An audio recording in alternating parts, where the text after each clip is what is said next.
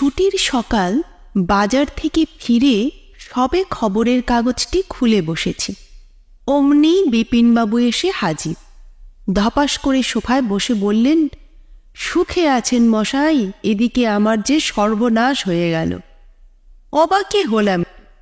বিপিন বিহারী বটব্যাল একজন নিপাট ভালো মানুষ। পাড়ার কোনো সাত পাঁচে থাকেন না। বিনা প্রতিবাদে বারোয়ারি পুজোয় চাঁদা দিয়ে দেন। লোকের বিপদে আপদে যেচে সাহায্য করেন। কারোর সঙ্গে ঝগড়া নইব নইব চ। এমন মানুষের কি বিপদ ঘটল রে বাবা?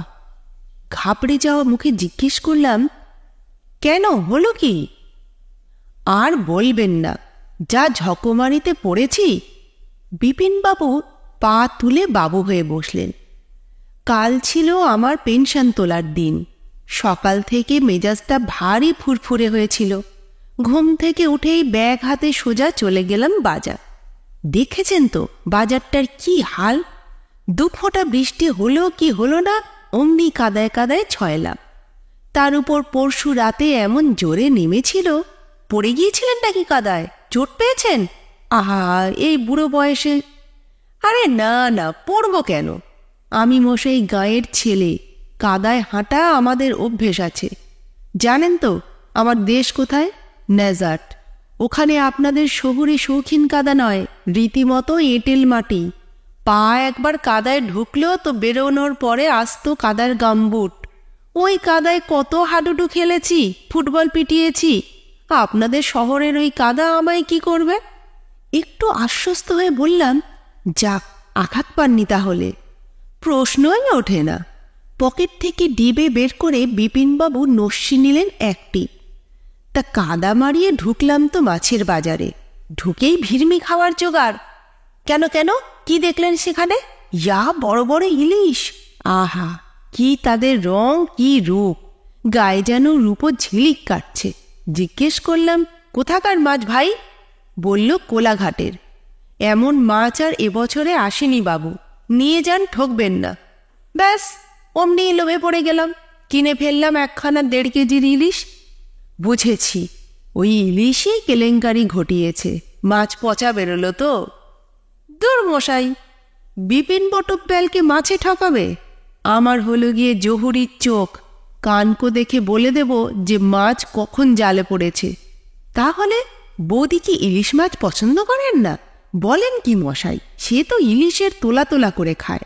সে কাঁটা চচ্চড়ি খাবে বলে পুঁইশাক আনলাম, সঙ্গে কুমড়ো, বেগুন, ঝিঙে, বাজার ধরে ধরে অসময়ের মূলো। বাহ, এ তো বেশ ভালো ব্যাপার। এতে ঝকমারিটা কোথায়? রান্নাটা বুঝি জুতের হয়নি? আমার গিন্নির হাতের রান্না তো খাননি? অমৃত মশাই, অমৃত। অমন উত্তম ইলিশ ভাপা একবার খেলে মৃত্যু পর্যন্ত জিভে লেগে থাকবে।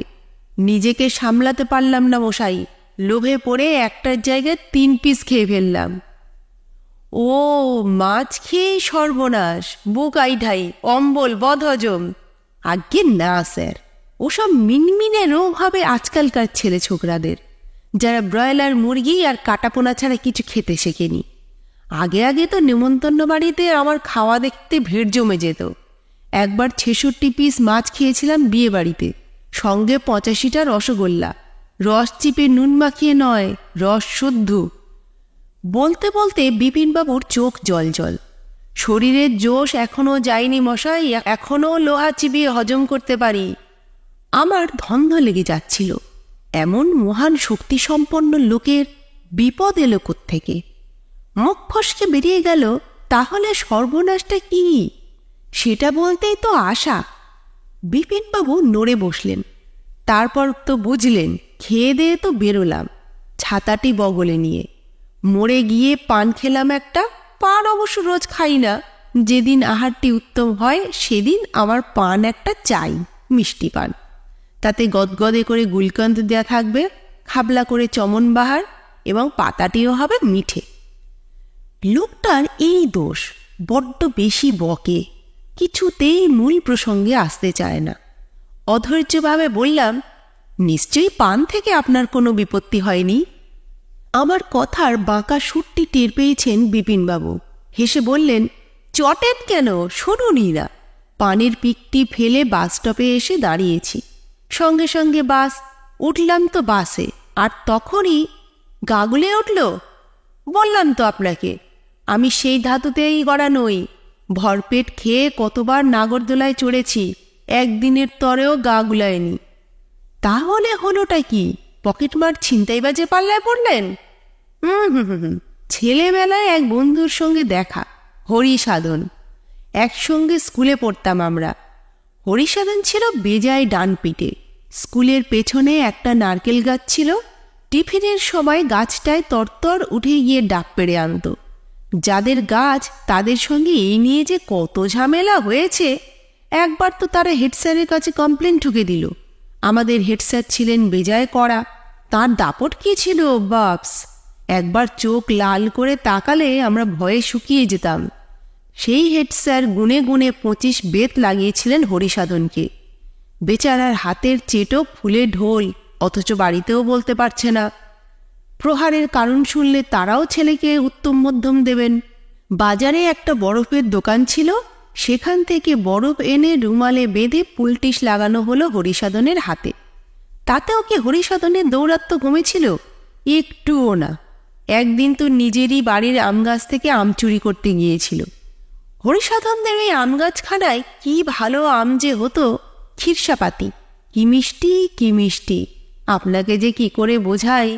ওই আম মুখে দিলে টের পাওয়া যায় আমকে রসালো কেন বলে। মেন লাইন ছেড়ে কট লাইনে ঢুকে পড়েছেন বিপিন বিহারী। বাধ্য হয়ে গলা খাকারি দিতে হলো।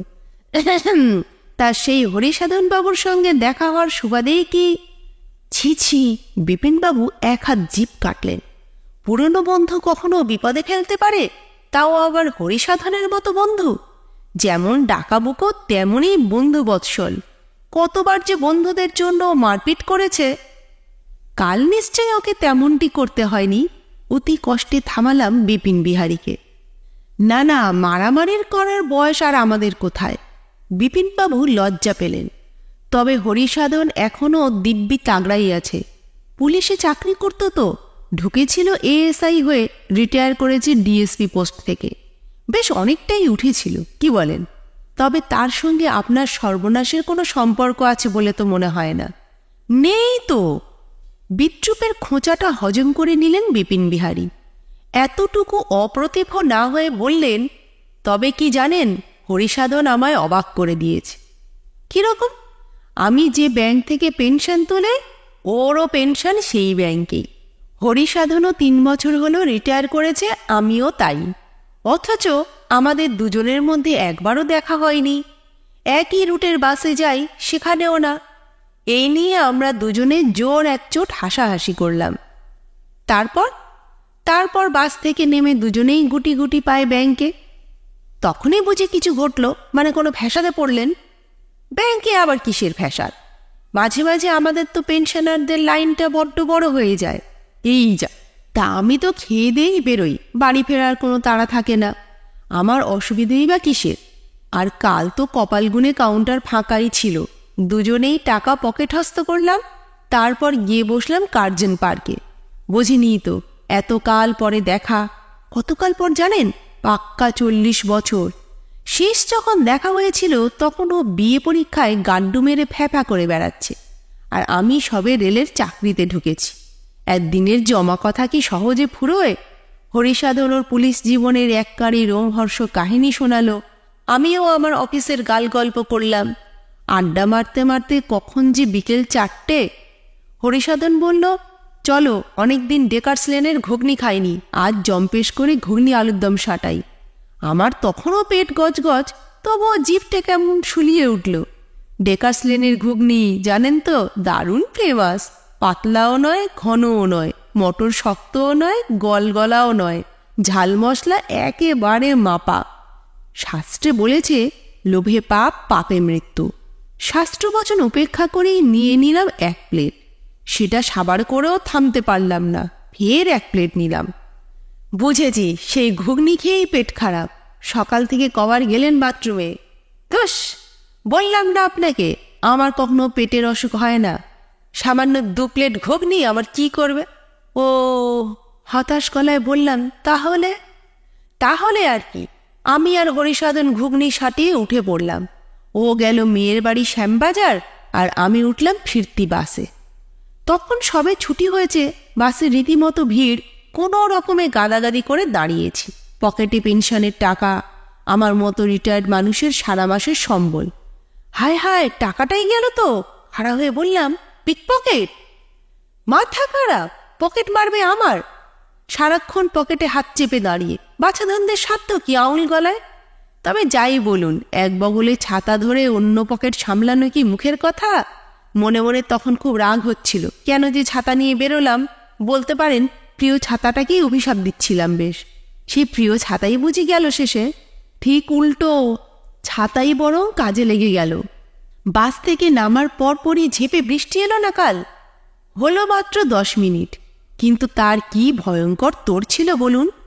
পেট আমার পোক্ত বটে, তবে ফুসফুস দুটি তো ঝরঝরে। বৃষ্টির ফোঁটা গায়ে পড়লেই শুরু হয়ে যায় সর্দি কাশি। দেখো না দেখো, শয্যা নিতে হয়। ওই ছাতার কল্যাণেই কাল বেঁচে গেলাম বলা যায়। টাকাটাও ভিজল না। বাহ, এ যে দেখি সবই ভালো ভালো ঘটনা। ছাই ভালো। বাড়ি ফিরে কি দেখি জানেন? গিন্নি অন্ধকারে বসে, মুখ কালো করে। কেন কেন, আপনার দেরি দেখে উদ্বিগ্ন হয়ে পড়েছিলেন বুঝি? ও, আমার জন্য উদ্বেগ? সেই কপাল কি করেছি মশাই। ফিউজ উড়ে গিয়েছিল মেন মিটার থেকে। ভাবুন, এই গরমে যদি কারেন্ট না থাকে। ইলেকট্রিক মিস্ত্রিদের তো জানেন, ভগবানকে পাওয়া সহজ, কিন্তু তাদের দর্শন মেলা ভার। ও, তার মানে সারা রাত কাল ঘুমোতে পারেননি, সিদ্ধ হয়েছেন গরমে। তাই হতাম যদি নিজে ইলেকট্রিকের কাজ না জানতাম। ওইসব টুকটাক কাজের জন্য আমি মেকানিকের অপেক্ষা করি না মশাই। এই তো গত সপ্তাহে আমার জলের কলটা খারাপ হয়ে গেল। আমি থোড়াই প্লাম্বারের পেছনে দৌড়েছি। আমার মশাই আপনা হাত জগন্নাথ। সোজা চলে গেলাম ওয়েলিংটন। কল কিনলাম, পাইপ কিনলাম। ভাবতে পারবেন না মশাই, ওখানে পাইপ কল সব কি সস্তা, বিশেষ করে চাঁদনি মার্কেটের দিকটায়। এখানে যে জিনিসের জন্য 100 টাকা হাঁকে, ওখানে তার দাম মেরে কেটে 60। মিস্ত্রিও কলে হাত দিলে না হোক নিত 50-60 টাকা। তাহলে কতগুলো টাকা বেঁচেছিল বলুন। তবে কাল ওই অন্ধকারে ফিউজ সারাতে গিয়ে কারেন্ট খেয়েছেন বুঝি? না মশাই না, মনের মতো তার খুঁজে পাচ্ছিলাম না।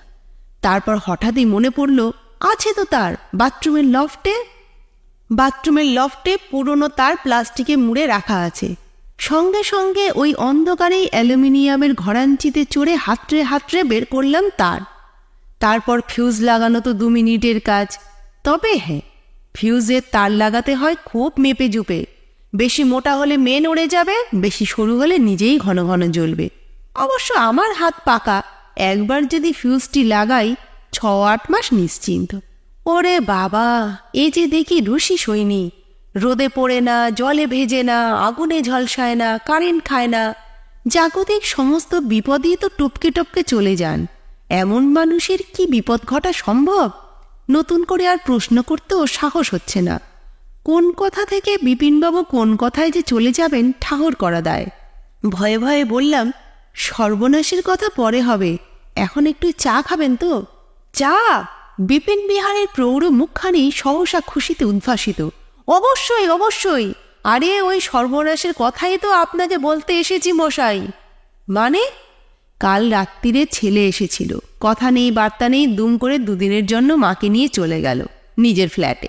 আপনার বৌদিও হয়েছেন তেমনই, নাতি নাতনির সঙ্গে মৌজ করবেন বলে তিনিও ড্যাং ড্যাং করে ছুটলেন। আমার রান্নার মেয়েটি আসবে সেই বেলা 10টায়। এদিকে বুঝলেন কিনা, আমি গ্যাসটাও জ্বালাতে পারি না। বলুন, এটা কি আতান্তর নয়? সকালের নেশার চাটা কি আমি রাস্তায় গিয়ে খাবো? যা, শেষ পর্যন্ত তাহলে ঝুলি থেকে বেড়াল বেরোলো। ঠিকই তো, এত বড় বিপদ কারো ঘটে নাকি? হাসি মুখে বললাম, সামান্য চা খাবেন, এ আর এমন কি, আগে বললেই পারতেন। কি করে বলবো, আপনি বলার সুযোগ দিচ্ছেন? তখন থেকেই তো একের পর এক গপ্প জুড়ে জুড়ে। ওফ, মাথাটা আমার ধরে গেল মশাই। সকালবেলা কি করে যে এত বকবক করতে পারেন? একটা সোজা কথা সোজাভাবে বলবো, তারও উপায় নেই। হক কথা, ধান ভানতে কে এতক্ষণ শিবের গান গাইছিল? আমিই তো। লিসেন চ্যানেলে আজকে শুনলেন সুচিত্রা ভট্টাচার্যের লেখা বিপিন বিহারীর বিপদ।